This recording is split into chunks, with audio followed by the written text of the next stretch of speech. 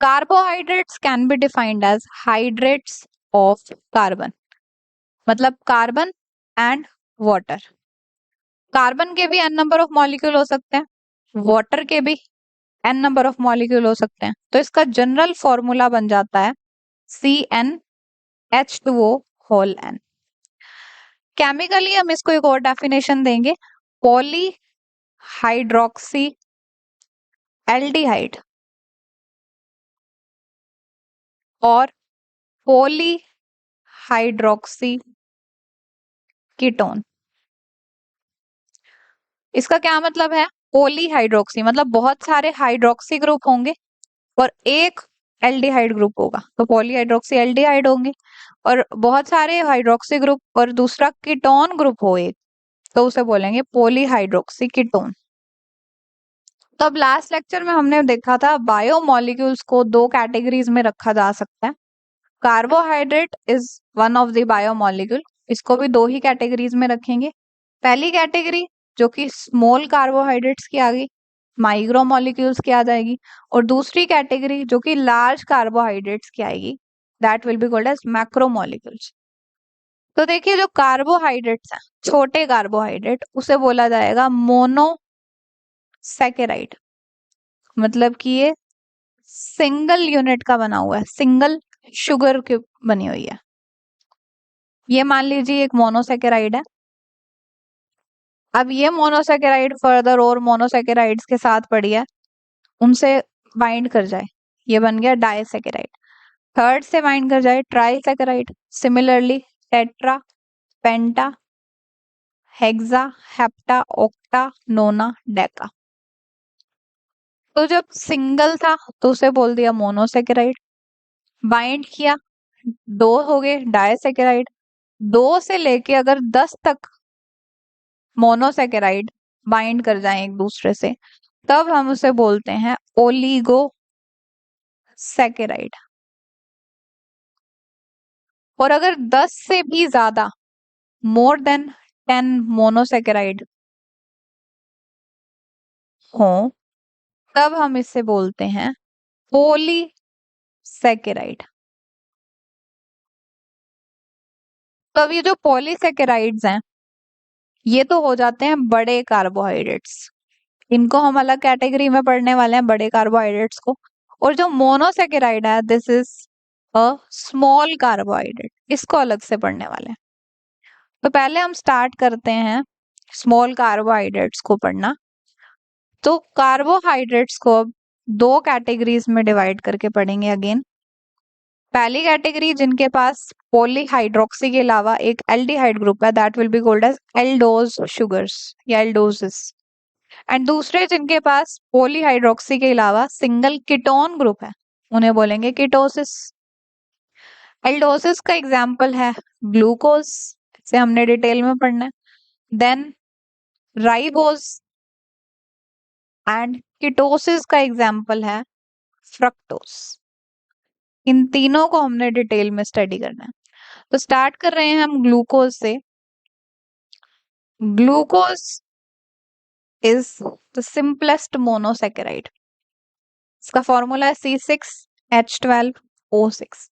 इसे further break नहीं किया जा सकता, सो इसे हम बोलेंगे it can not be hydrolysed further. तो मोनोसैकेराइड्स को फर्दर ब्रेक नहीं किया जा सकता, बट अगर मान लीजिए डाइसैकेराइड है या ट्राइसैकेराइड है, उनको यहाँ से ब्रेक किया जा सकता है, ब्रेक करके छोटे यूनिट्स ऑब्टेन किए जा सकते हैं। इसलिए हम इन्हें बोल देते हैं कि मैक्रोमोलिक्यूल्स को फर्दर हाइड्रोलाइज किया जा सकता है। तो वापस आते हैं ग्लूकोज पर, C6H12O6। इसको दो तरह से बनाया जा सकता है। जो सबसे पहले स्ट्रक्चर दिया गया था, that was open chain structure of glucose, it was called as Fischer's projection. And बाद में इसका एक रिंग स्ट्रक्चर दिया गया, इसे कहा जाता है हैवर्थ प्रोजेक्शन। तो पहले हम देखते हैं ओपन चेन स्ट्रक्चर को या फिशर प्रोजेक्शन। 6 कार्बन का कंपाउंड है ये, 1 2 3 4 5 6। एक एल्डिहाइड ग्रुप है, इसके अलावा सारे हाइड्रोक्सी ग्रुप्स लगे हुए हैं।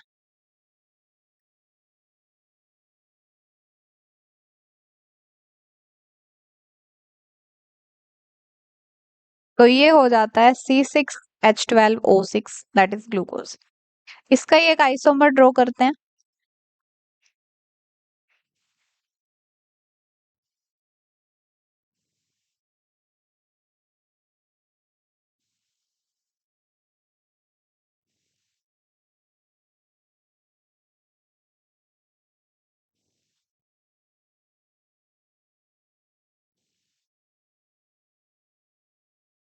हाँ जी, तो इसमें अब देखिए क्या था। फर्स्ट वाले मॉलिक्यूल में चलते हैं पहले।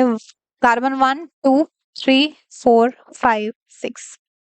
देखिए सभी कार्बन पे हाइड्रोक्सिल ग्रुप राइट साइड पे है, सिर्फ थर्ड कार्बन पे हमने लेफ्ट पे बनाया। This is due to steric hindrance. सारे हाइड्रोक्सिल ग्रुप अगर इकट्ठे एक ही प्लेन में आ जाएं तो हिंड्रेंस हो जाती है, इसलिए थर्ड कार्बन जो है ना वो अपने हाइड्रोक्सिल ग्रुप को दूसरे प्लेन में रखता है, इसलिए हमने इसको लेफ्ट में ड्रॉ किया। बाकी सब राइट पे। उसके बाद देखिए जो कार्बन फिफ्थ है, इसमें यहाँ पर हाइड्रोक्सिल ग्रुप राइट साइड पे, और ये जो इसका आइसोमर है इसमें फिफ्थ कार्बन पे हाइड्रोक्सिल ग्रुप लेफ्ट साइड पे। तो इसको एक नोटेशन दी जाती है।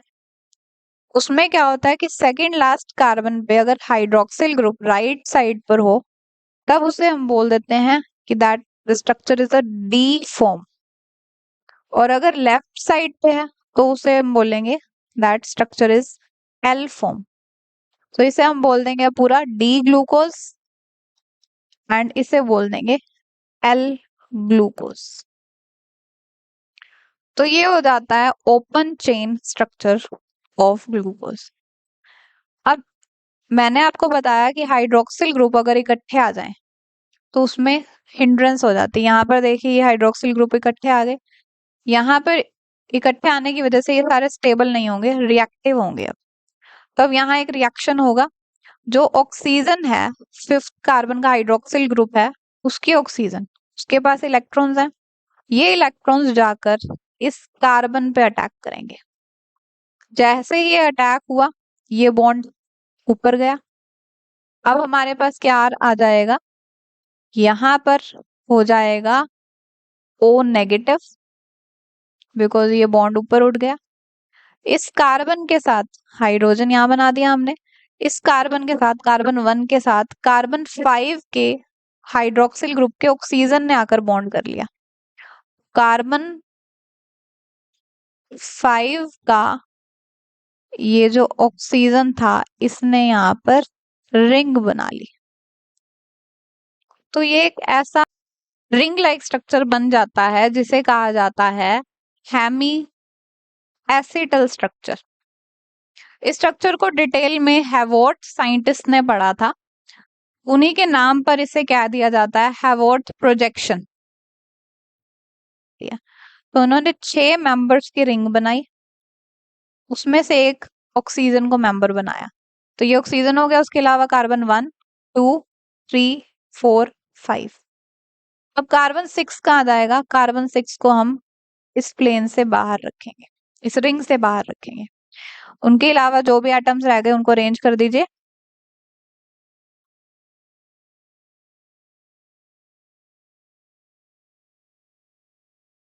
ये हो जाता है हमारा ग्लूकोज। इसका एक और आइसोमर बनाते हैं।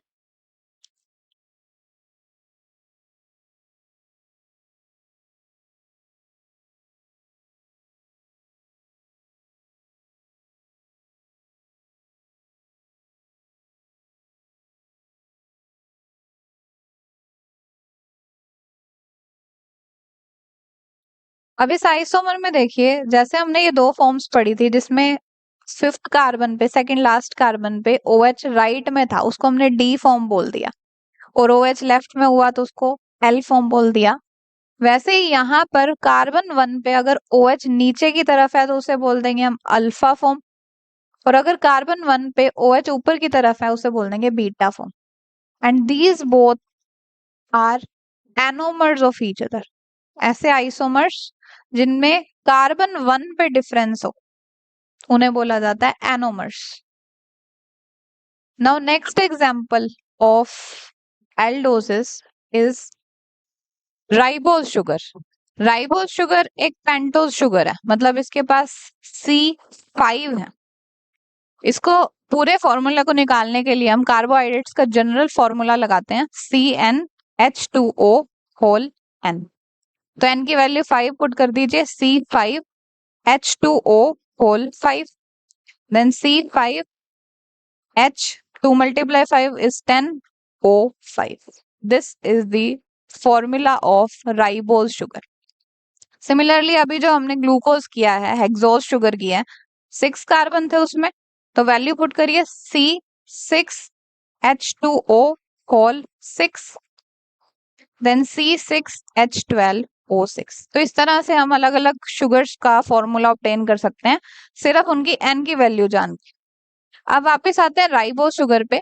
राइबोज शुगर पेंटोज शुगर है, मतलब इसके पास टोटल 5 कार्बन है।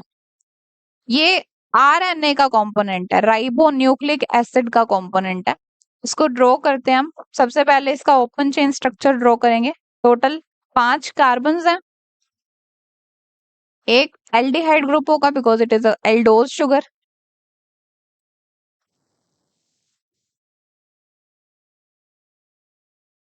ये आ जाता है हमारे पास राइबोज का formula structure, open chain structure. अब इसमें देखिए, this is carbon 1, then 2, 3, 4, 5। Second last carbon पे OH राइट साइड पे है, तो ये हो गया डी राइबोज। अगर मैं इसे लेफ्ट पे बना दूं तो वो हो जाएगा एल राइबोज।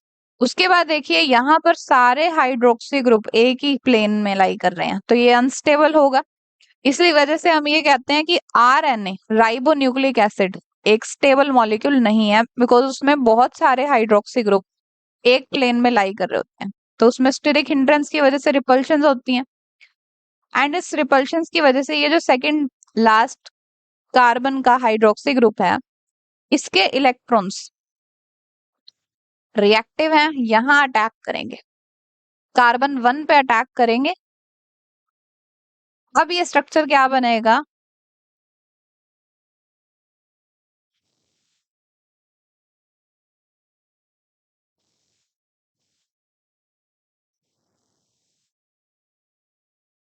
ये हमारे पास आ जाता है hemiacetal structure of ribose. इसमें देखिए, कार्बन 1, 2, 3, 4 एंड ऑक्सीजन, ये सारे एक रिंग में आएंगे, बट जो कार्बन 5 है वो रिंग से बाहर बनाएंगे हम। तो अब बनाते हैं हम इसका हैवॉर्ट्स प्रोजेक्शन। टोटल 5 मेंबर रिंग में आएंगे ऑक्सीजन के साथ। कार्बन 1, 2, 3, 4 एंड 5th हो जाएगी बाहर। रिंग का जो 5th मेंबर है that is oxygen. Oxygen carbon 1 और 4 के बीच में प्रेजेंट है, तो ये देखिए, this is carbon 1 and this is carbon 4, दोनों के बीच में ऑक्सीजन है। अब दूसरे एटम्स को अरेंज कर लेते हैं।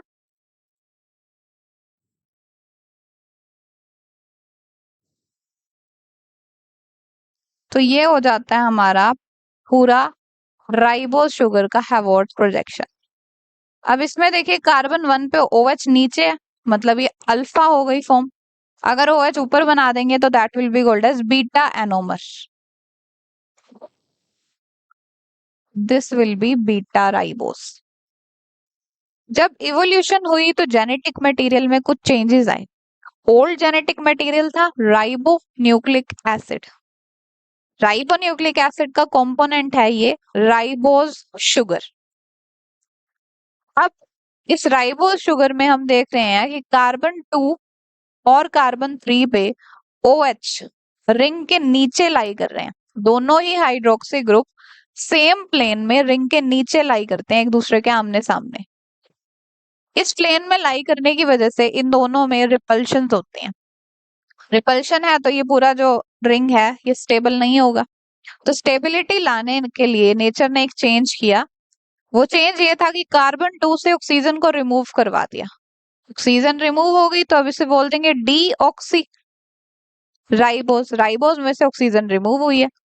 अब क्या हुआ, पहले जो OH OH एक दूसरे के सामने रहकर रिपल्शन फेस कर रहे थे, अब OH ही नहीं रहा तो रिपल्शन भी नहीं रहेगी, तो ये एक स्टेबल मॉलिक्यूल हो जाएगा। इससे जो जेनेटिक मटेरियल बनेगा that will be called as DNA और डीऑक्सीराइबो न्यूक्लिक एसिड। तो RNA एक अनस्टेबल जेनेटिक मटेरियल था बिकॉज उसकी जो शुगर थी वो अनस्टेबल थी, बट उस शुगर में चेंज लाकर एक नया जेनेटिक मटेरियल बना दैट इज DNA, जो कि एक स्टेबल जेनेटिक मटेरियल है। अब देखिए इस शुगर में चाहे वो डीऑक्सीराइबोस हो चाहे राइबोस हो, इसमें टोटल 5 मेंबर है रिंग के, 1 2 3 4 5 रिंग के मेंबर 5 हैं। इस तरह के रिंग को बोला जाता है फ्यूरैन। F for फ्यूरैन, F for 5 membered ring. And जो हमने ग्लूकोज पढ़ा था, ग्लूकोज का स्ट्रक्चर कुछ इस तरह से था। तो इसमें देखिए टोटल 1 2 3 4 5 6 मेंबर्स हैं। इस रिंग को बोलते हैं पाइरैन रिंग, मतलब 6 मेंबर्ड रिंग। तो ये हो जाती हैं दोनों aldose sugars, one was glucose other was ribose. Ribose से मिलती जुलती हमने एक और भी पढ़ ली that is deoxyribose, component of DNA।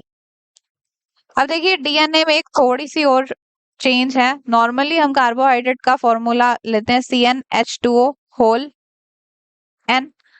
यहाँ पर भी क्योंकि ये पेंटोज शुगर है तो N की वैल्यू 5 ही लगेगी, C5H2O होल 5। तो इसके अकॉर्डिंग ये आएगा C5H10O5। बट यहाँ पर सिंगल ऑक्सीजन को रिमूव करना पड़ेगा तो इसका फॉर्मूला हो जाता है C5H10O4। तो ये एक एक्सेप्शन है, ये जनरल फॉर्मूला से थोड़ा सा हटके फॉर्मूला है इसका। Now next we are going to study ketose sugar. Ketose sugar में हमने पढ़ना है फ्रक्टोज। तो ऐसे कार्बोहाइड्रेट जिसमें पॉलीहाइड्रोक्सी तो होंगे ही, बट एक कीटोन ग्रुप होगा that will be called as ketose sugar. Fructose is one of the example. Glucose का ये एक आइसोमर है, मतलब इसका जो फॉर्मूला है दैट विल बी C6H12O6। जो इसका मॉलिक्यूलर फॉर्मूला है that is same but structure is different. तो स्ट्रक्चर ड्रॉ करते हैं सबसे पहले open chain structure. Total 6 carbon हैं। कीटोन ग्रुप होगा, एल्डिहाइड ग्रुप नहीं होगा। सेकेंड कार्बन पे इसका कीटोन ग्रुप लगा होता है। देन दूसरे एटम्स को अरेंज करते हैं।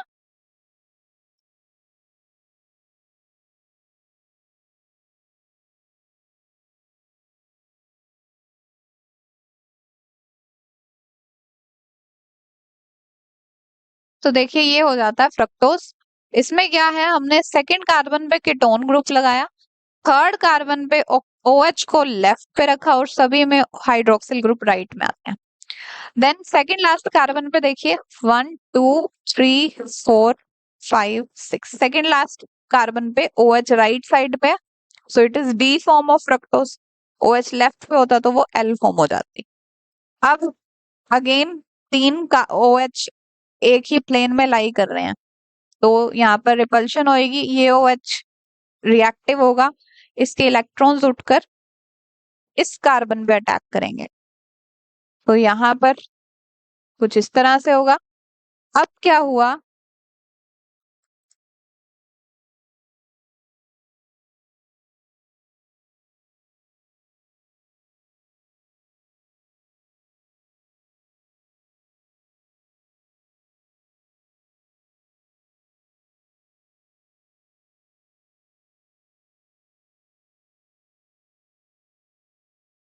तो अब ये जो ऑक्सीजन था सेकेंड लास्ट कार्बन का, ये कार्बन 2 के साथ बॉन्ड कर लेता। तो इस तरह से अब ये जो स्ट्रक्चर बन गया है this is called as hemiketal structure. पहले हम बोल रहे थे एसिटल स्ट्रक्चर जब एल्डिहाइड ग्रुप था, अब यहाँ पर कीटोन ग्रुप है तो यहाँ पे हेमी कीटल स्ट्रक्चर बोल देंगे। यहाँ पर हुआ क्या, कार्बन 2 देन 3 4 5 6, ये था 1। कार्बन 2 और 5 में रिंग बनी है। तो अब इसको हम ड्रॉ करते हैं, इसका हैवर्थ प्रोजेक्शन।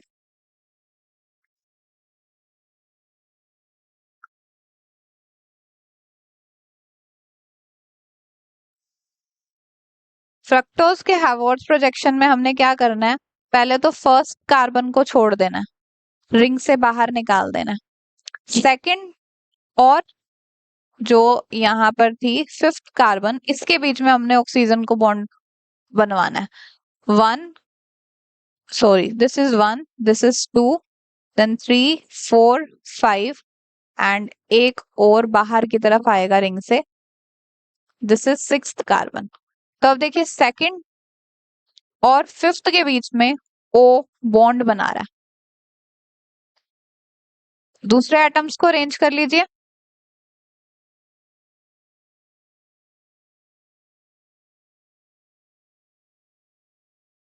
ये हो जाता है हमारा फ्रक्टोज।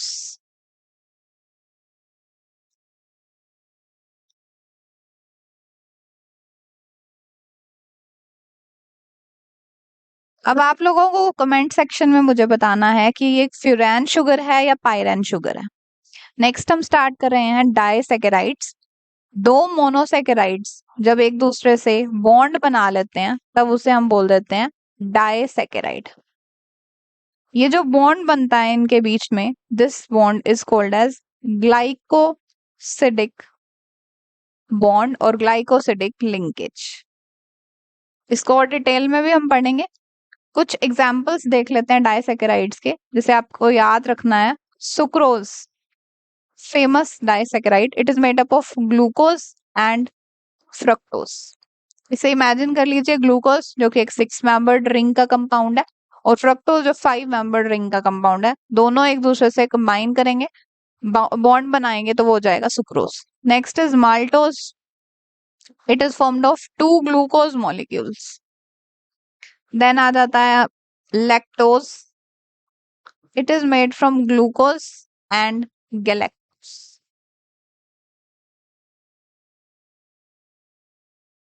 नेक्स्ट हम पढ़ते हैं लार्ज कार्बोहाइड्रेट्स को, जिन्हें हम बोलेंगे पॉलीसैकेराइड।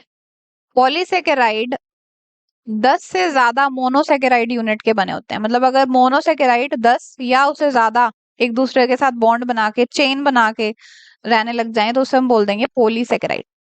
अब इसका जनरल फॉर्मूला देखिए। सबसे कॉमन शुगर है C6H12O6, दैट इज ग्लूकोज। अब मान लीजिए ये ग्लूकोज का मॉलिक्यूल है, मोनोसैकेराइड है, फर्दर हाइड्रोलाइज नहीं कर सकते। एक और C6H12O6 मोनोसैकेराइड हो गई, फिर एक और, सिमिलरली ऐसे बहुत सारे ग्लूकोज के मॉलिक्यूल। इन्होंने एक दूसरे के साथ ऐसे लिंकेज बना ली, बॉन्डिंग कर ली। जब ये बॉन्डिंग होगी, हर एक बॉन्ड पे एक वाटर का मॉलिक्यूल रिलीज होगा, -H2। तो अगर n number of glucose molecule हैं, उनमें से n number of water molecule remove हो जाएंगे और वो बन जाएगा पॉलीसैकेराइड। तब इस फॉर्मूला में देखिए, कार्बन तो उतने ही रहेंगे, 6 रहेंगे। H2O, सिंगल ग्लूकोज में से सिंगल H2O मॉलिक्यूल जब रिलीज होगा तो ये बन जाएगा H12 की जगह H10, बिकॉज 2 हाइड्रोजन चलेंगे एंड एक ऑक्सीजन गया H2O में, तो ये हो जाएगा O5। Total n number of molecule हैं इसके। तो ये हो जाता है general formula of polysaccharide, C6H10O5 whole n। Now next is different types of polysaccharide. अगर कोई पॉलीसैकेराइड की चेन सेम तरह के मोनोसैकेराइड यूनिट से बनी हुई है तो उसे बोलेंगे होमो पॉलीसैकेराइड। और अगर एक से ज्यादा तरह के मोनोसैकेराइड से बनी हुई है तब इसे बोलेंगे हेट्रो पॉलीसैकेराइड। तो पहले देखते हैं होमो पॉलीसैकेराइड। इसके एग्जांपल्स आपको याद रखने हैं। Starch is a homopolysaccharide, glycogen, then cellulose, chitin and inulin, ये सभी हैं होमो पॉलीसैकेराइड। इस लेक्चर में आगे हम इनके स्ट्रक्चर्स भी देखेंगे, अभी आपको इनके नेम्स याद रखने हैं। All of these are homopolysaccharide. Then next is heteropolysaccharide, peptidoglycan, is a well-known heteropolysaccharide. It is present in bacterial cell wall. Then pectin, अगार अगार, ये हो जाते हैं हेट्रोपॉलीसेकेराइड। तो पेप्टिडोग्लाइकन के जो दो मोनोसेकेराइड हैं, they are NAG and NAM. दो डिफरेंट टाइप के हैं, सो हेट्रो बोल दिया। NAG is N acetyl glucosamine and NAM is N acetyl muramic acid. Next is pectin, इसके यूनिट है glucuronic acid and galacturonic acid. फिर आ जाता है agar agar, it is made from agarose and agaropectin. अब ये जो हेट्रोपॉलीसेकेराइड हमने पढ़े हैं, these थ्री, इनके हमें स्ट्रक्चर्स नहीं करने, आपको इनके यूनिट्स याद रखने हैं। बट ये जो होमोपॉलीसेकेराइड है, इनको हम स्ट्रक्चर्स को समझेंगे।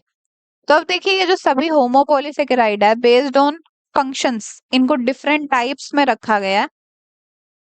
मेनली तीन कैटेगरीज में रखा गया है। First is food storing polysaccharide, second is structural polysaccharide, third is mucopolysaccharide. तो स्टार्ट करते हैं फूड स्टोरिंग पॉलीसेकेराइड से। ये ऐसे पॉलीसेकेराइड्स हैं जो कि हमें एनर्जी प्रोवाइड करते हैं। Example, glycogen, starch and inulin. इन तीनों को हमने पढ़ना है, इन दोनों को मेनली ज्यादा डिटेल में देखना है। तो पहले देख रहे हैं glycogen. Glycogen is a polymer of glucose and ये मेनली एनिमल्स में कार्बोहाइड्रेट की स्टोर्ड फॉर्म होती है। ये ह्यूमन बींग्स में या एनिमल्स में लीवर और मसल्स में स्टोर होकर रहता है। हाईली ब्रांच्ड कार्बोहाइड्रेट है। स्ट्रक्चर देखिए, ये आप देख रहे हैं ग्लूकोज के यूनिट्स, ग्लूकोज के मॉलिक्यूल्स देख रहे हैं। बहुत सारे ग्लूकोज के मॉलिक्यूल जब इकट्ठे होंगे तो इनमें कुछ बॉन्डिंग्स होंगी। बॉन्डिंग्स कहाँ होगी, पहले नंबरिंग करते हैं हम इस मॉलिक्यूल में। This is carbon 1, then 2, 3, 4, 5, 6। Similarly 1, 2, 3, 4, 5, 6।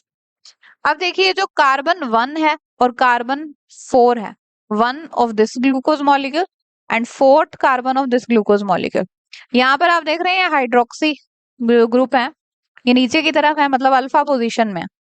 तो इसको हम बोलेंगे alpha glucose molecule, alpha anomers है।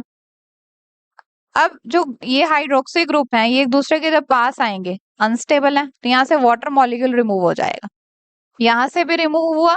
सिमिलरली जो साथ वाला है, यहाँ से भी वाटर मॉलिक्यूल रिमूव। ऐसे ही सभी में से वाटर मॉलिक्यूल रिमूव हो गए, तो बचा क्या, सिर्फ एक ऑक्सीजन का एटम। ये ऑक्सीजन का एटम अपने आप को कार्बन 1 और 4 के बीच में अरेंज कर लेगा और बॉन्ड बना लेगा कुछ इस तरह से। अब ये जो बॉन्ड बना है, इसे बोलेंगे ग्लाइकोसिडिक बॉन्ड। पूरा नेम देते हैं। अल्फा मॉलिक्यूल था, अल्फा एनोमर था, ये ग्लूकोज का, सभी अल्फा एनोमर्स हैं। फर्स्ट और फोर्थ पोजीशन पे हाइड्रोक्सी ग्रुप ने वाटर को रिमूव किया और ये लिंकेज बनाई, तो इसको बोलेंगे अल्फा 1,4 ग्लाइकोसिडिक बॉन्ड। अब ये तो बन गई एक स्ट्रेट चेन।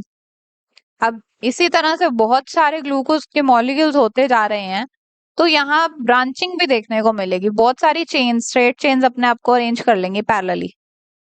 अब क्या होगा, नंबरिंग फिर से करते हैं, 1, 2, 3, 4, 5, 6। फिर यहाँ पर करिए 1, 2, 3, 4, 5 एंड यहाँ पर होगा 6th कार्बन। अब देखिए, जो कार्बन 1 है इस ग्लूकोज मॉलिक्यूल का, इस पे हाइड्रोक्सी ग्रुप है और यहाँ पर कार्बन 6 के ऊपर ये हाइड्रोक्सी ग्रुप पड़ा, यहां से वाटर रिमूव होगा, ये वाटर रिमूव हो गया। अब इस कार्बन और इस कार्बन के बीच में ये जो ऑक्सीजन है, ये बॉन्ड बना लेगा। तो अभी ये बन गया glycosidic bond, COC, glycosidic bond बोलेंगे इसको। बट यहाँ पर ये जो ग्लाइकोसिडिक बॉन्ड बना है, this is in carbon 6 and carbon 1, तो इसलिए इसको बोल देंगे अल्फा 1,6 ग्लाइकोसिडिक बॉन्ड। तो मतलब कि ग्लाइकोजन बनाने के लिए मेनली दो बॉन्ड्स बनते हैं, alpha 1,4 glycosidic and alpha 1,6 glycosidic bond. जहां भी ब्रांचिंग देखने को मिलेगी वहां पर अल्फा 1,6 ग्लाइकोसिडिक बॉन्ड होगा। This is all we need to know about glycogen. Next हम देखते हैं अब सेकंड, स्टार्च। स्टार्च बिल्कुल ग्लाइकोजन जैसा ही है, बस थोड़ा सा फर्क है। उससे पहले आप ये देख लीजिए, ग्लाइकोजन जो है it is stored form of carbohydrate in case of animals and starch is stored carbohydrate in case of plants. मतलब प्लांट्स को जब एनर्जी ऑब्टेन करनी है तो वो स्टार्च को यूज करेंगे। स्ट्रक्चर देखिए, स्टार्च बिल्कुल ग्लाइकोजन जैसा है बट थोड़ा लेस ब्रांच्ड है। ग्लाइकोजन में ब्रांचिंग ज्यादा होती है, इसमें ब्रांचिंग कम होगी। 1,4 ग्लाइकोसिडिक लिंकेज देखने को मिलेगी, 1,6 भी देखने को मिलेगी। देन ये फोटोसिंथेसिस का एंड प्रोडक्ट होगा, it is and product of photosynthesis.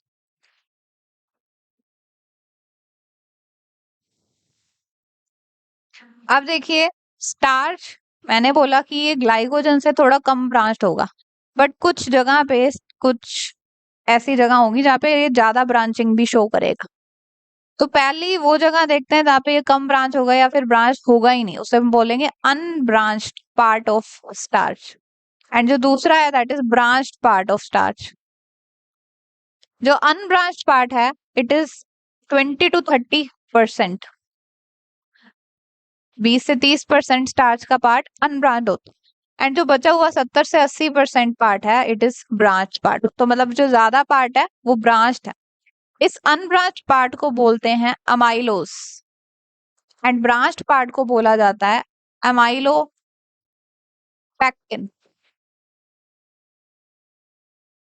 अब देखिए ये अनब्रांच्ड है, मतलब क्या होगा कि जो ग्लूकोज के मॉलिक्यूल्स हैं वो अपने आप को बस स्ट्रेट चेन में इस तरह से अरेंज कर लेंगे। बहुत सारे मॉलिक्यूल्स, जैसे कि हमने अभी यहाँ पर देखा था, इस तरह से बहुत सारे ग्लूकोज के मॉलिक्यूल्स अरेंज करके एक स्ट्रेट चेन बना लेंगे, ब्रांचिंग कहीं भी नहीं होगी। तो ब्रांचिंग नहीं हुई तो मतलब अल्फा 1,4 ग्लाइकोसिडिक बॉन्ड देखने को मिलेगा सिर्फ। There is no branching, straight chain है, वो हेलिक्स की शेप में हो सकती है, due to forces and bonds वो हेलिकल हो जाएगी, तो ये हेलिकल शेप में होता है। देन बिकॉज ये ब्रांच नहीं है तो ये सोल्यूबल है, सोल्यूबल कार्बोहाइड्रेट। बट अपोजिट इस पे आ जाइए, अमाइलोपेक्टिन पे 70 to 80% मेजर पार्ट फॉर्म कर रही है स्टार्च का। इसमें अल्फा 1,4 के साथ साथ अल्फा 1,6 लिंकेज भी होगी। मतलब कुछ इस तरह से ये दिखेगा। ये तो हो गई जो स्ट्रेट चेन है, हेलिकल फॉर्म है ग्लूकोज की। जब वो ब्रांचिंग करेगा एक सेम ऐसी चेन के साथ 1,6 पोजीशन पे, तब उसे बोल देंगे हम ब्रांच्ड फॉर्म। अब ब्रांचिंग ज्यादा होने की वजह से ये इनसोल्यूबल होता है। तो इसे अब हम कुछ इस तरह से बना लेंगे कि अगर हमने ऐसे ड्रॉ कर दिया तो समझ लीजिए ब्रांच्ड है। ये हो गया स्टार्च का माइलोपेक्टिन वाला पार्ट, और अगर सिर्फ ऐसे बना दिया तो वो है unbranched part of starch. Next third type अब हम देख रहे हैं फूड स्टोरिंग पॉलीसेकेराइड के, it is inulin. Inulin is a polymer of fructose. Fructose एक 5 मेंबर्ड रिंग का कंपाउंड है, कुछ इस तरह से है। अब क्या होगा, ऐसे बहुत सारे फ्रक्टोज के यूनिट अपने आप को अरेंज कर लेंगे एंड इस अरेंजमेंट में ये जो हाइड्रोक्सी ग्रुप है यहाँ पर, और जो नेक्स्ट फ्रक्टोज मॉलिक्यूल होगा उसका भी हाइड्रोक्सी ग्रुप, ये ऊपर की तरफ होगा, मतलब इस तरह से होगा। इस पोजीशन को हम बोलते हैं बीटा पोजीशन। तो अब ये जो लिंकेज होगी, COC बॉन्ड बनेगा, that will be beta glycosidic bond. And beta glycosidic bond human beings में डाइजेस्ट नहीं हो पाता। अगर इसे इंजेस्ट किया जाता है तो ये वैसे के वैसे बाहर आ जाता है। बहुत सारे वेजिटेबल्स में, फ्रूट्स में ये पाया जाता है, अनियन में भी इन्युलिन पाया जाता है। इसका काम क्या होता है? ये डाइजेशन को एनहेंस करता है। जस्ट बॉवल्स के साथ ये बाहर आ जाता है। Okay, next we are going to see is second category, second type of polysaccharide, that is structural polysaccharide. तो स्ट्रक्चरल पॉलीसेकेराइड वो होंगे जो कि स्ट्रक्चरल फ्रेमवर्क बनाते हैं, like chitin, it is present in cell wall of fungi, then cellulose, it occurs in cell wall of plants. तो पहले देखते हैं काइटिन। काइटिन बना होता है एन एसिटाइल ग्लूकोसामीन से।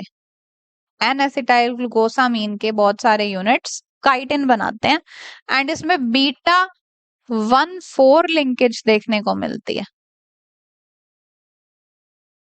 And it is considered second most abundant biomolecule on earth. Second most abundant, तो first most abundant कौन सा है? First most abundant biomolecule is cellulose.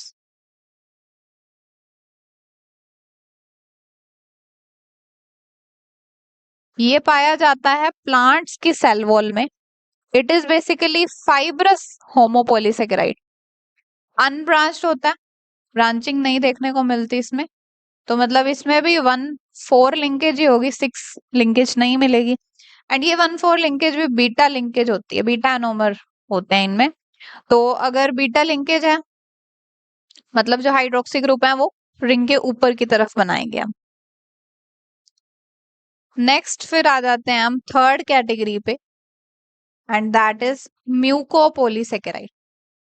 तो देखिए ये जो म्यूकोपोलीसेकेराइड हैं ये ऐसे पॉलीसेकेराइड हैं जो हमारी बॉडी में जाकर एक तरह से ल्यूब्रिकेंट का काम करते हैं। जो हमारी गट है उसको ल्यूब्रिकेट कर देते हैं। ल्यूब्रिकेशन हो गई तो ये डाइजेशन को एनहांस कर देंगे। एग्जाम्पल है इसका जो ओकरा है, लेडी फिंगर। लेडी फिंगर में हम देखते हैं कि एक चिपचिपा सा सब्सटेंस होता है, म्यूकस होती है। जैसे ही हम उसको खाते हैं ये माना जाता है कि हमारी एलिमेंट्री कैनाल के लिए वो ल्यूब्रिकेशन करती है।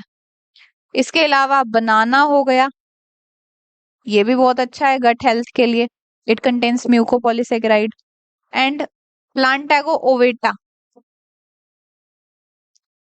इसका हस्क यूज किया जाता है काफी ज्यादा। हस्क ऑफ प्लांटागो ओवेटा, इसे बोला जाता है ईसबगोल। ये एक्चुअल में है क्या? हस्क किसी भी सीड की कवरिंग को बोलते हैं।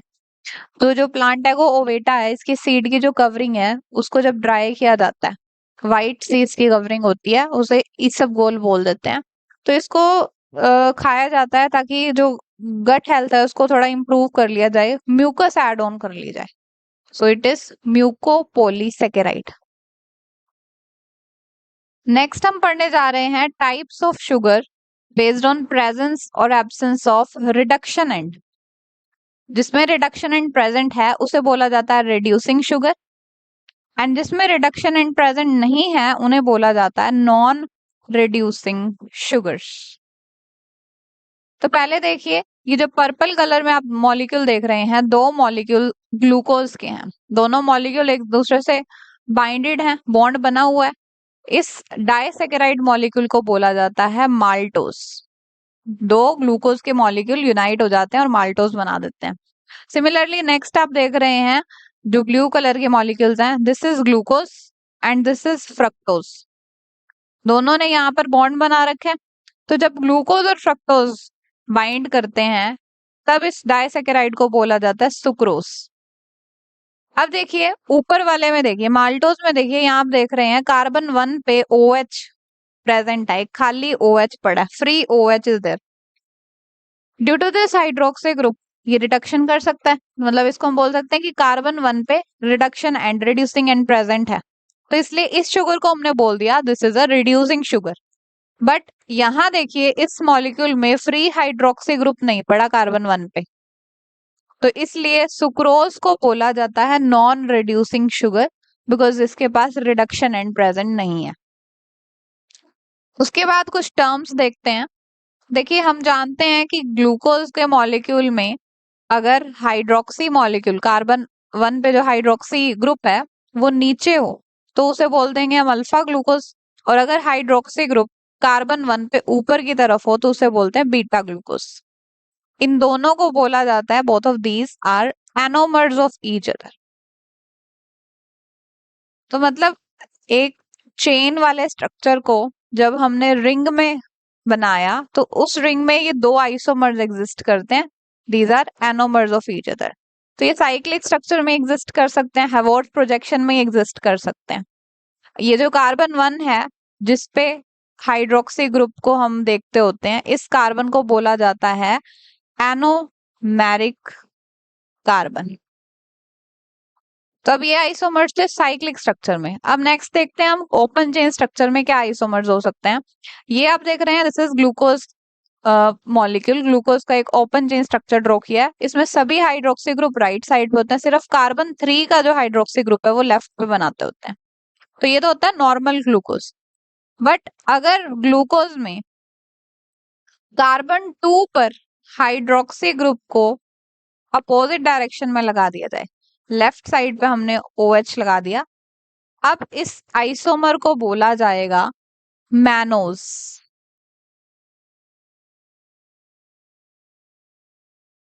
कार्बन 3 पे तो OH लेफ्ट में होता ही है, बट अगर कार्बन 2 पे भी OH लेफ्ट में हो जाएगा तब इस मॉलिक्यूल को मैनोज बोलेंगे। और अगर कार्बन 3 के अलावा कार्बन 4 पर OH लेफ्ट में आ गया, ये आप देख रहे हैं कार्बन 4 है, इसमें OH लेफ्ट पे आ गया, तब इस आइसोमर को बोला जाएगा गैलेक्टोस। इस तरह के आइसोमर्स जो कि कार्बन 1 के अलावा किसी भी और कार्बन पे डिफर करते हैं उन्हें बोला जाता है एपीमर्स। जैसे देखिए ये ग्लूकोज मॉलिक्यूल है और मैनोज मॉलिक्यूल, ये दोनों एक दूसरे से सिर्फ कार्बन 2 पे डिफर कर रहे हैं, तो ये एपीमर्स हैं। सिमिलरली गैलेक्टोज और ग्लूकोज ये कार्बन 4 पे डिफर कर रहे हैं, तो ये एपीमर्स हैं। तो हम इसे डिफाइन करेंगे, the isomers which differs in position other than carbon 1 are called as epimers. And ऐसे आइसोमर जो सिर्फ कार्बन 1 पे डिफर कर रहे हैं they are called as anomers. Next term is muta rotation. Muta rotation को समझने के लिए कुछ और टर्म्स देखते हैं। एक इंस्ट्रूमेंट होता है पोलराइजर। पोलराइजर में से जब हम लाइट को पास करते हैं, this is light, different planes में होती है, इस लाइट को जब पोलराइजर में से पास किया तो हमारे पास ये लाइट पोलराइज होकर एक प्लेन में आ जाएगी। इस लाइट को बोलेंगे प्लेन पोलराइज्ड लाइट। अब हम क्या करेंगे, इस लाइट को हम एक सॉल्यूशन में से पास करवाएंगे, एक एक्वस सॉल्यूशन में से पास करवाएंगे। तो ये जो सॉल्यूशन है, कुछ ऐसे सॉल्यूशन होंगे जिनकी कैपेसिटी होगी इस प्लेन पोलराइज्ड लाइट को रोटेट करने की। अब ये रोटेशन राइट में भी हो सकती है और लेफ्ट में भी हो सकती है।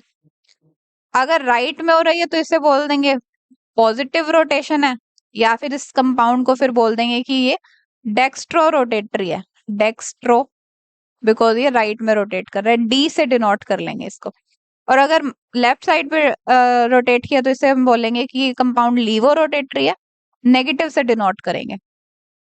तो अगर ये सॉल्यूशन जो है इस प्लेन पोलराइज लाइट को कहीं भी रोटेट कर रहा है, इधर राइट और लेफ्ट, तब इस सॉल्यूशन को हम बोलेंगे कि ये ऑप्टिकली एक्टिव है, बिकॉज ये प्लेन पोलराइज लाइट को रोटेट कर रहा है। जिस एंगल पर ये रोटेट कर रहा है, मान लेते हैं कि 30 डिग्री पे इसने रोटेट कर दिया, इस एंगल को बोलेंगे इस सॉल्यूशन का स्पेसिफिक रोटेशन।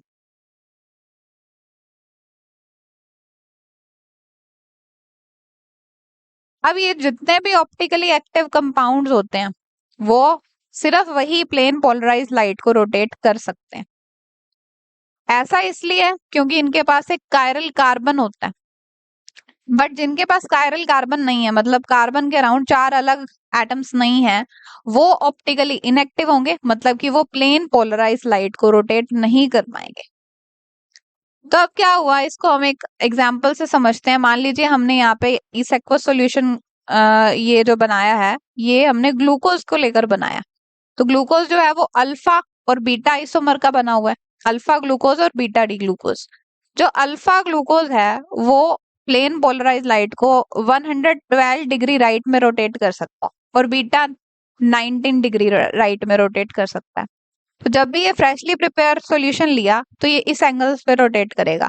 बट अगर इसको हमने एक दिन के लिए छोड़ दिया तो जो ये सॉल्यूशन है वो इक्विलिब्रियम अटेन कर लेगा। इक्विलिब्रियम अटेन करना मतलब जो अल्फा फॉर्म है, ये है अल्फा फॉर्म जिसके पास OH नीचे की तरफ है, और ये है बीटा फॉर्म जिसके पास OH ऊपर की तरफ है। ये फर्स्ट कार्बन है, सेकंड कार्बन पे OH नीचे की तरफ होगा, यहाँ पर भी नीचे की तरफ होगा। तब जब इसको हम एक दिन के लिए छोड़ देंगे तो जो भी इन दोनों में से सबसे स्टेबल फॉर्म है वो ज्यादा आएगी, ज्यादा बनती जाएगी। है तो दोनों आइसोमर्स ही, धीरे धीरे करके वो वाली फॉर्म जो स्टेबल है वो ज्यादा बनेगी। स्टेबल कौन सी है? जिसमें OH अपोजिट साइड में, यहाँ देखिए कार्बन 1 पे OH ऊपर की तरफ है, कार्बन 2 पे OH नीचे की तरफ है, तो इनमें रिपल्शन कम होगी, तो ये स्टेबल होगा। बट जो अल्फा फॉर्म है इसमें कार्बन 1 पे भी OH नीचे है, कार्बन 2 पे भी OH नीचे है, तो ये एक दूसरे से रिपेल करेंगे, तो ये लेस स्टेबल होगा। सो बीटा फॉर्म ज्यादा बनने लगेगी, एक टाइम पे इक्विलिब्रियम अटेन करेंगे तो न्यूट्रल सॉल्यूशन हो जाएगा। इस टाइम पर जो ये सॉल्यूशन है, ये इस जो रोटेशन देगा दैट विल बी 52 डिग्री। तो ये जो पहले रोटेशन दे रहा था, स्पेसिफिक रोटेशन थी, वो अब वाली रोटेशन से अलग है। This change is called as muta rotation. Muta का मतलब ही होता है चेंज। सो इसे हम डिफाइन करेंगे, change in specific rotation of N optically active substance with time is called as muta rotation. Next topic is inversion of cane sugar. बहुत ही important topic है। Cane sugar होती है सुक्रोस। सुक्रोस एक disaccharide है made from alpha D glucose and beta D fructose. तो हमने क्या किया, सुक्रोस की हाइड्रोलिसिस करवाई, वाटर में इसको ऐड जब डाला तो ग्लूकोज और फ्रक्टोज में ये कन्वर्ट हो गई।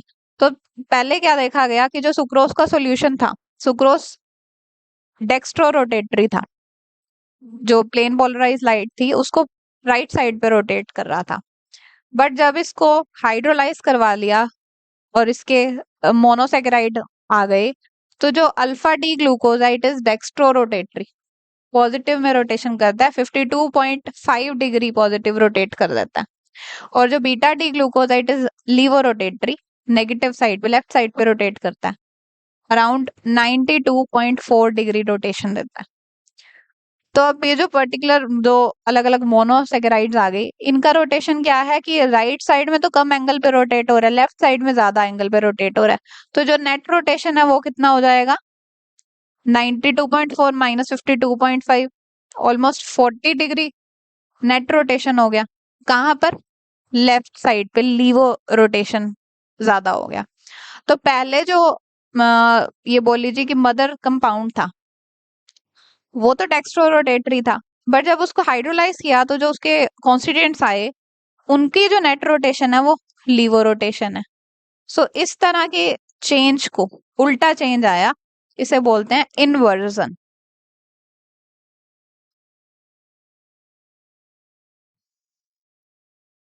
अब हम देख रहे हैं कुछ MCQs मोनोसेकेराइड, डाइसेकेराइड और पॉलीसेकेराइड्स के। ये MCQs मैंने लिए हैं पाथ फाइंडर की MCQ बुक में से, प्रणव कुमार की बुक में से। तो first MCQ is which of the following statement best characterises glucose? It usually exist in furanose form, no. Pyranose form में होती है, 6 मेंबर की है। कीटोज है, नहीं। एल्डोज है। Then carbon 2 is anomeric, no. Carbon 1 anomeric है, it forms part of disaccharide sucrose, बिल्कुल सही।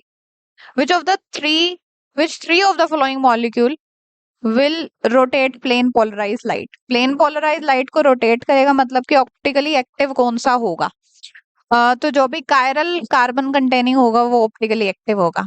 तो फर्स्ट में कायरल है सभी, ये होगा।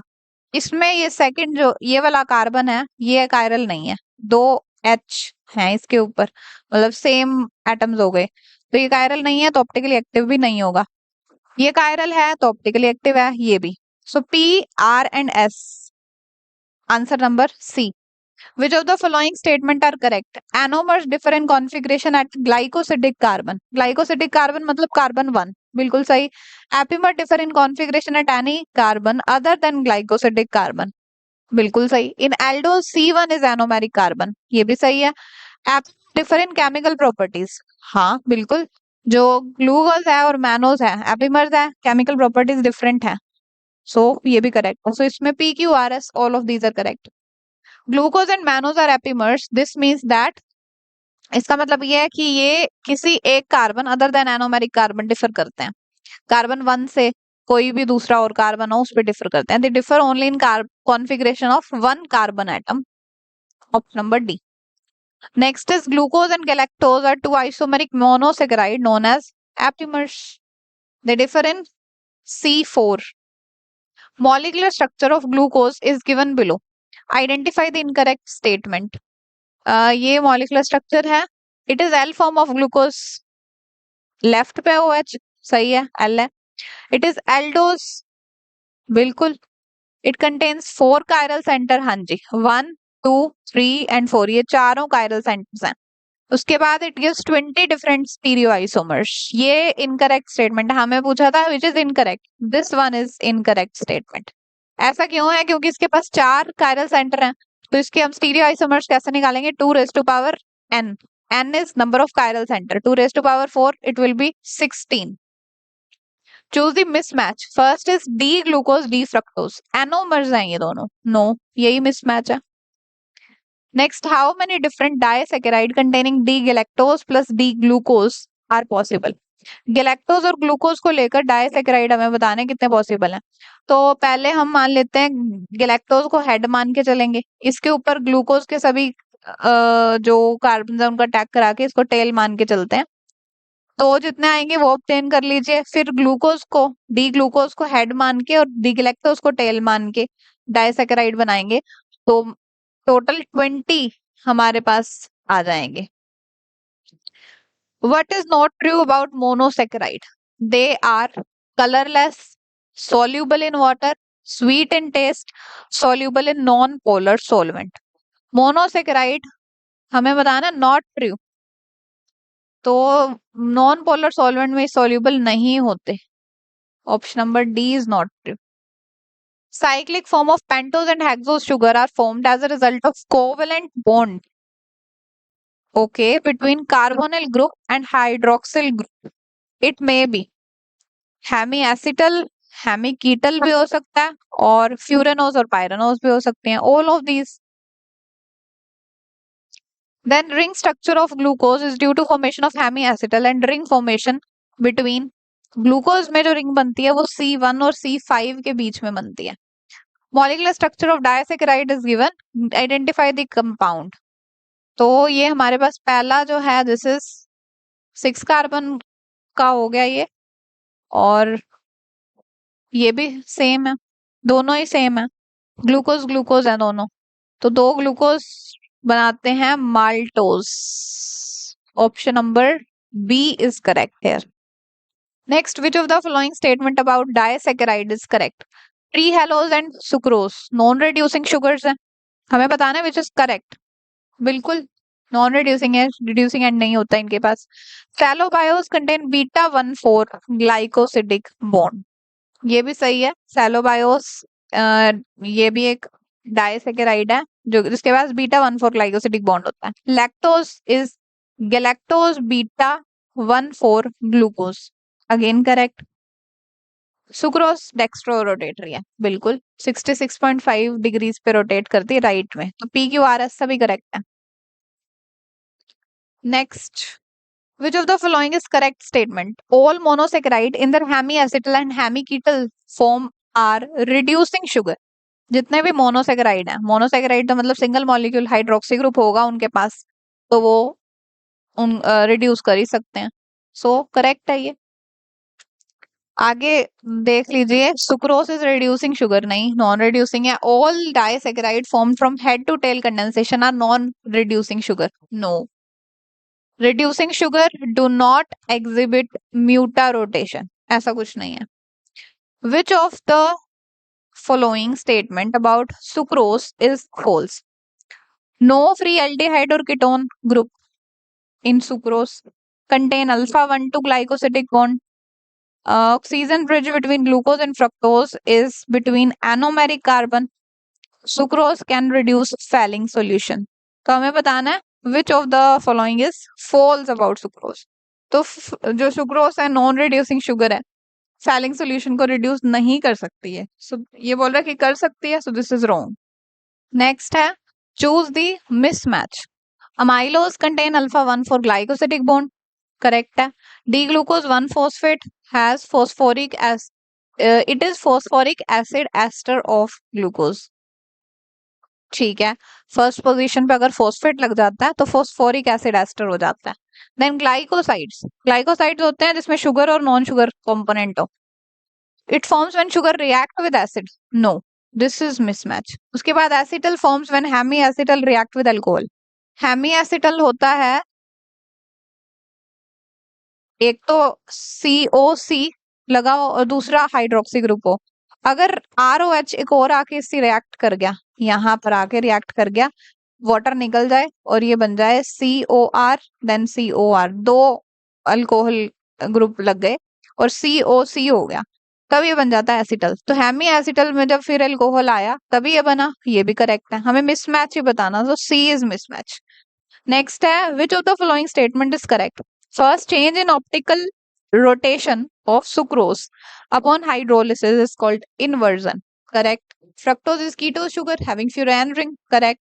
Monosaccharide with n chiral center will form 2 raised to power n number of stereoisomer, correct. Most abundant organic molecules synthesized by living system is cellulose, बिल्कुल सही। सबसे ज्यादा abundant cellulose है, second most abundant is chitin. So all of these are correct. Next, enzyme invertase is allowed to act on a solution of sucrose until the optical rotation of sucrose become 0. What fraction of sucrose has been hydrolyzed? तो देखिए sucrose की जब hydrolysis कराते हैं तो इससे बनता है alpha D glucose and beta D fructose. तो सुक्रोज का ऑप्टिकल रोटेशन होता है प्लस 66.5, टेक्स्टो रोटेटरी है। डी ग्लूकोज का ऑप्टिकल रोटेशन होता है 52.4 degree plus. Beta D fructose का होता है माइनस 92.4 डिग्री। नेट क्या हो गया? माइनस 40 डिग्री हो गया इन दोनों का, जो मिक्सचर है उसका रोटेशन। तभी बोल रहा है कि जब सुक्रोज को ऑप्टिकल रोटेशन 0 होने तक हमने हाइड्रोलिसिस कराई तो कितना फ्रैक्शन हाइड्रोलाइज हो जाएगा। ओके, तो देखिए पहले कितना है इसका ऑप्टिकल रोटेशन 66.5 डिग्री, हमें रीच करवाना है इसको 40 डिग्रीज तक। तो इसको 66.5 से 40 तक ले जाने के लिए 40.0 ऑलमोस्ट 107 या 106 बोल लीजिए, 106.5 आया, 106.5 डिग्रीज रोटेशन आ जाता है, तो टोटल फ्रैक्शन आ गया 106। तो इसको डिवाइड कर लीजिए, it will be 0.627 something, that is equal to 0.63। इतना सुक्रोज हाइड्रोलाइज हो जाएगा। Choose the correct statement. All monosaccharides are reducing sugar, बिल्कुल सभी के पास रिड्यूसिंग एंड होता है तो रिड्यूसिंग शुगर है। Disaccharide having head to tail condensation are reducing sugar, हाँ बिल्कुल। Ascorbic acid is aldonic acid, ये भी सही है। Sucrose is dextrorotatory, correct. Then sugar whose structure is shown below, यहाँ पर 6 मेंबर्ड रिंग है और ये 5 मेंबर्ड रिंग है, बट इसके पास भी 6 ही कार्बन है और इसके पास भी 6 हैं। तो हमसे वो क्या पूछ रहा है? It is the substrate for beta galactosidase, contain beta 1 2 linkage, contain 2 hexose sugar, no, contain 1 hexose and 1 pentose sugar. Okay, ये बोल रहा है 2 हेक्सोज शुगर्स हैं इसके पास। हाँ बिल्कुल, ये भी C6 था, ये भी C6 है। C6H12O6 हेक्सोज शुगर है। C6H12O6 ये भी हेक्सोज है। This is correct. नेक्स्ट आ जाते हैं पॉलीसेकेराइड्स पे अब। O glycosidic bond is up in a polysaccharide forms between, ये बनता है एनोमेरिक कार्बन और एल्कोक्सी ऑक्सीजन में। एल्कोक्सी ऑक्सीजन मतलब जो अल्कोहल का ऑक्सीजन होता है, ROH का O होता है। Next sugar reside sugar residue of amylose are, amylose के शुगर रेजिड्यू होते हैं, जो स्टार्च का अमाइलोज है उसके पास अल्फा 1,4 लिंकेज होती है। Which of the following is incorrect? Amylose is water soluble fraction, बिल्कुल। Amylopectin is insoluble, amylopectin form alpha 1,4 alpha 1,6, सभी करेक्ट है। None of these is incorrect. Choose the incorrect statement. Cellulose is a homopolymer of D glucose unit, हमें incorrect बतानी है, correct है। Chitin is a polymer of N acetyl D glucosamine with beta 1,4 glycosidic bond, correct. Agarose is a chain of alternating D galactose and 3,6 anhydrogalactose, ये भी correct है। Dextran is a beta 1,6 linked glucan, no it is alpha 1,6 linked glucan, so option number S, this is wrong. Which of the following statement is true? Salivary alpha amylase is endoamylase, beta amylase is exoamylase, alpha amylase and beta amylase cleave alpha 1,4 glycosidic bond. Beta amylase is most prevalent form of amylase in animal, no. Alpha amylase सबसे ज्यादा prevalent होती है। ये statement थोड़ी यहाँ पे मिसप्रिंटेड है। Beta amylase is most prevalent ये बोल रहा है, बट नहीं, अल्फा amylase सबसे ज्यादा होती है। सो ऑप्शन नंबर एस ये रॉन्ग है। हमें पूछा था which is true, PQ&R, PQR, option number C हो जाता है correct. Cellulose is indigestible by human because we lack an enzyme that hydrolyzes beta 1,4 glycosidic bond. Cellulase enzyme नहीं होता हमारे पास, वही एंजाइम बीटा 1,4 बॉन्ड को तोड़ सकता है। Choose the incorrect statement. Aldose oxidises to aldonic to give aldonic acid, हमें पूछा जा रहा है incorrect, this is correct. Reduction of glucose gives sorbitol, correct है। Glycogen is highly branched form of amylopectin, बिल्कुल सही। Glycogen is a major structural polysaccharide, no it is food storing polysaccharide, this is wrong. Next, most abundant monosaccharide in nature is D glucose, सही है। All monosaccharides are optically active except dihydroxy acetone, ये भी सही है। Option number 4 गलत हो जाता है। Glycogen is highly branched form of amylopectin, correct. Contain alpha 1,4,1,6 glycosidic bond, correct. Linear unbranched homopolysaccharide of D glucose, no, branched होता है ये। Skeleton muscle contain greatest amount of glycogen, सही है। PQS are correct. Correct statement regarding polysaccharide include which of the following? Amylose is linear unbranched polymer with 1,4 glycosidic linkages. Mylopectin is a branch polymer of D-glucose with alpha 1,4 and alpha 1,6 branching point. Okay.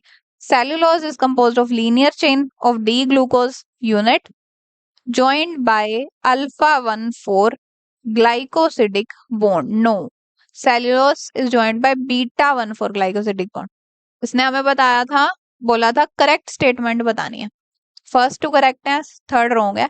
डेक्स्टन is a polymer of D glucose present in yeast and bacteria, ये भी correct. So PQ&S, option number D is correct.